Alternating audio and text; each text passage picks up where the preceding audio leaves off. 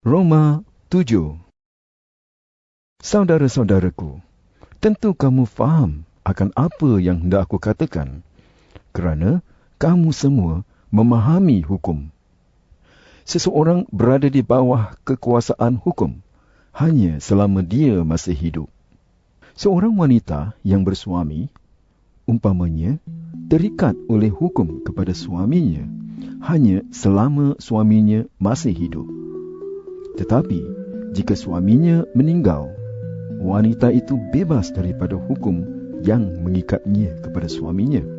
Jika wanita itu hidup dengan lelaki lain semasa suaminya masih hidup, wanita itu dikatakan berzina. Tetapi, jika suaminya meninggal, dari segi hukum, wanita itu sudah bebas. Jika dia berkahwin dengan lelaki lain, dia tidak berzina. Saudara-saudaraku, begitu juga halnya dengan kamu. Dari segi Taurat, kamu sudah mati, kerana kamu sebahagian daripada tubuh Kristus. Kamu sekarang menjadi milik Dia yang sudah dibangkitkan daripada kematian, supaya kita menjadi berguna bagi Allah dalam kehidupan kita.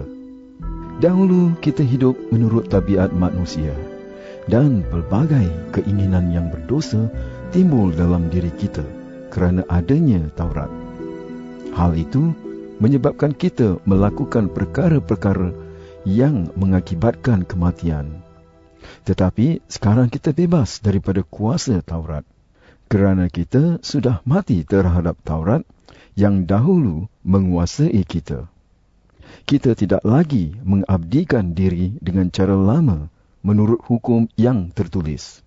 Tetapi sekarang kita mengabdikan diri menurut cara baru yang ditunjukkan oleh Roh Allah. Jika demikian, apakah yang dapat kita katakan? Adakah Taurat itu jahat? Tentu tidak. Tetapi Tauratlah yang menyebabkan aku tahu akan dosa. Jika Taurat tidak mengatakan, jangan tamak akan harta orang, aku tidak tahu akan ketamakan. Melalui hukum itu, dosa mendapat peluang untuk membangkitkan pelbagai ketamakan dalam diriku. Jika tidak ada hukum agama, dosa tidak berkuasa. Dahulu, aku hidup tanpa hukum agama.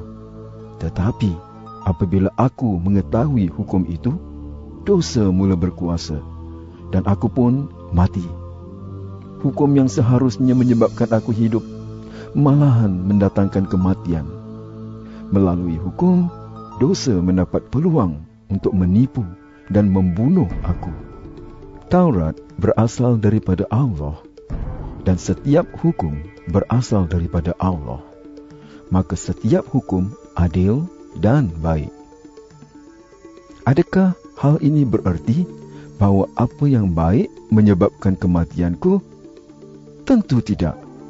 Dosalah yang menyebabkan kematianku. Dengan menggunakan yang baik, dosa menyebabkan kematianku.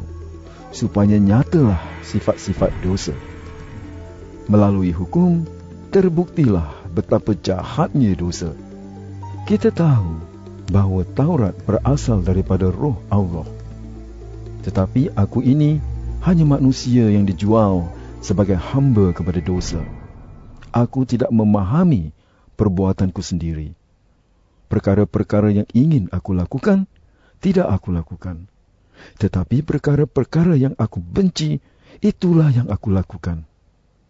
Apabila aku melakukan perkara-perkara yang bertentangan dengan keinginanku, hal itu berarti aku mengakui bahawa Taurat itu baik. Oleh itu, sebenarnya bukan aku yang melakukan perkara-perkara itu, tetapi dosa yang menguasai diriku. Aku tahu bahawa tidak ada sesuatu pun yang baik dalam diriku, ataupun dalam tabiatku sebagai manusia.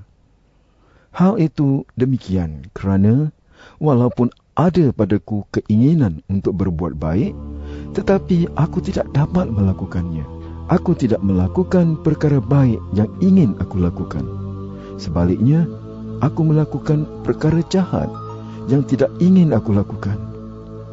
Jika aku melakukan perkara-perkara yang tidak ingin aku lakukan, hal ini bererti bukan aku yang melakukannya, melainkan dosa yang menguasai diriku. Oleh itu, aku mendapati hukum ini berlaku. Apabila aku mau melakukan yang baik, yang jahat saja menjadi pilihanku. Batinku suka akan hukum daripada Allah. Tetapi aku sedar bahawa dalam diriku ada hukum lain yang bertentangan dengan hukum yang diakui oleh akal budiku. Itulah sebabnya aku ditawan oleh hukum dosa yang menguasai diriku. Beginilah keadaanku. Aku mentaati hukum Allah dengan akal budi saja, sedangkan tabiatku sebagai manusia mengikut hukum dosa. Alangkah malangnya aku ini. Siapakah yang dapat menyelamatkan aku daripada tubuh ini yang membawa aku kepada kematian? Aku bersyukur kepada Allah.